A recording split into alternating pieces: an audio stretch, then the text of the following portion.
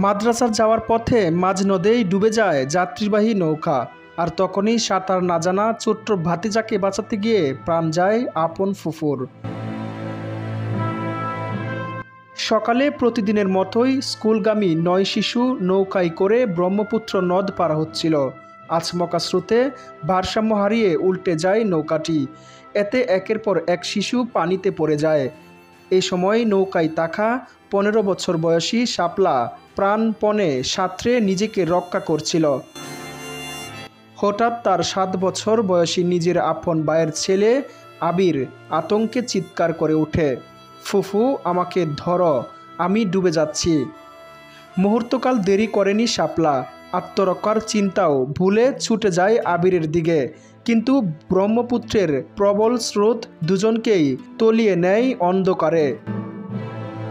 দীর্ঘ তল্লাশির পর স্থানীয় জেলেরা শাপলার নিথর দেহ উদ্ধার করেন। কিন্তু ছোট্ট আবির ও তার সহপাঠী 6 বছর বয়সী জুবায়েদ এখনও নিখোঁজ। তাদের উদ্ধারে অভিযান অব্যাহত রেখেছেন ফায়ার সার্ভিস, ডুবুরি দল ও স্থানীয় জেলেরা। ঘটনাটি মঙ্গলবার 1 জুলাই সকালের দিকে কিশোরগঞ্জের পাকুন্দিয়া উপজেলার ব্রহ্মপুত্র নদীর চর আলগি গ্রামে এই দুর্ঘটনা ঘটে। জানা যায় এতে নৌকাডুবিতে এক কিশোরী নিহত ও 2 শিশু নিখোঁজ হয়েছে।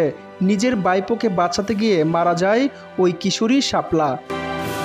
নিহত কিশোরী পাকুন্দিয়া উপজেলার চর ফরাদি ইউনিয়নের চর আলগি গ্রামের মাইনুদ্দিনের মেয়ে শাপলা। সে বিরুইন নদীর পার দাখিল মাদ্রাসার শিক্ষার্থী। এখনও নিখোঁজ রয়েছে নিহত শাপলার বড় ভাইয়ের ছেলে হাবিব মিয়ার ছেলে আবির এবং একই এলাকার মুমতাজ উদ্দিনের ছেলে জুবায়ের। তারাও একই মাদ্রাসায় পড়াশোনা করত। প্রত্যক্ষদর্শী আলগি গ্রামের বাসিন্দা ফেরুজ আশরাফ শান্ত বলেন, প্রতি বছরেই কেউ না কেউ নদীর স্রোতে হারিয়ে যান, কিন্তু স্থায়ী কোনো সমাধান পায় না।